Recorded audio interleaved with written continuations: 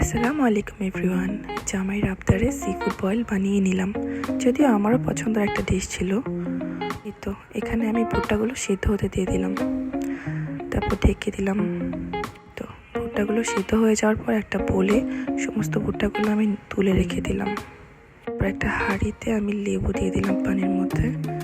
কাঁকড়াগুলো ধুয়ে পরিষ্কার করে নিয়েছিলাম, তারপর কাঁকড়াগুলোকে পানির মধ্যে দিয়ে দিলাম। তারপর সাথে সাথে আরও সব ইনগ্রেডিয়েন্টসগুলো দিয়ে দিলাম, সেগুলো তো দেখতেই পাচ্ছেন আপনারা। তো এখানে স্কুইড ছিল, স্কুইডগুলোও দিয়ে দিলাম। তারপর এই সবগুলো ঢাকনা দিয়ে ঢেকে দিলাম।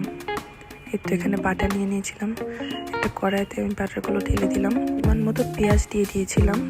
এই তো পেঁয়াজগুলো দিয়ে আমি এগুলোকে খুব ভালো করে ভেজে নিচ্ছিলাম। লবণ দিয়ে দিলাম। তারপর এগুলো ভাজা হয়ে গেলে এগুলোর মধ্যে একটু আদা রসুন দিয়ে দিচ্ছিলাম, কাঁচামরিচ দিয়ে দিলাম, একটু রসুন কুচি দিয়ে দিলাম। তারপর এখানে এই তো গুঁড়োমরিচ এগুলো দিয়ে, এই তো এখানে আমাদের ভুট্টা সিদ্ধ ছিল আর সসেজগুলো ছিল।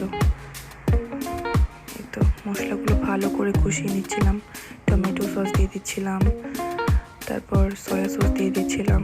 এগুলোকে খুব ভালো করে কষাতে হবে যেন পেঁয়াজগুলো একদম আস্ত আস্ত না থাকে, সুন্দর হয়ে যেন মেল্ট হয়ে যায়। তারপরে এই তো আমাদের উপকরণগুলো সবগুলো সেদ্ধ হয়ে গিয়েছিল।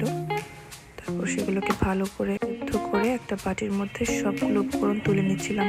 সি ফুডগুলো সবগুলো তুলে নিচ্ছিলাম সুন্দর করে।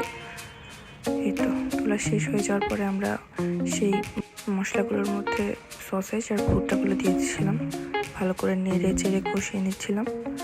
দেন কাঁকড়াগুলো অ্যান্ড সমস্ত সি ফুডগুলো সেখানে দিয়ে দিলাম। এবার সেগুলোকে ভালো করে পানি দিয়ে বয়েল হতে দিয়ে দিচ্ছিলাম, একটু নেড়ে চেড়ে দেখছিলাম। অনেক লোভনীয় হয়েছিল কিন্তু। অ্যান্ড দেন সেগুলোকে ঢেকে রেখে দিলাম। তারপর 15 মিনিট বয়েল হলো। বয়েল হতে দেখলাম যে সসেজগুলো একদম ফুলে উপরের দিকে উঠে গিয়েছিল। দেখতে খুব সুন্দর লাগছিল, অ্যান্ড ডিশটা খুব মজাও হয়েছিল। তারপরে এই তো আমি গোলমরিচের গুঁড়ো দিচ্ছিলাম, তারপর এগুলোকে ভালো করে নাড়াচাড়া করে নিচ্ছিলাম। অ্যান্ড দেন হয়ে গিয়েছিল আমার সি ফুড বয়েল। এখানে আমি একটু কর্নফ্লাওয়ার একটু পানির মধ্যে গুলিয়ে দিয়ে দিয়েছিলাম যাতে ঝোলটা একটু ঠিক হয়। এই তো ফাইনাল লুকটা দেখতেই পাচ্ছেন।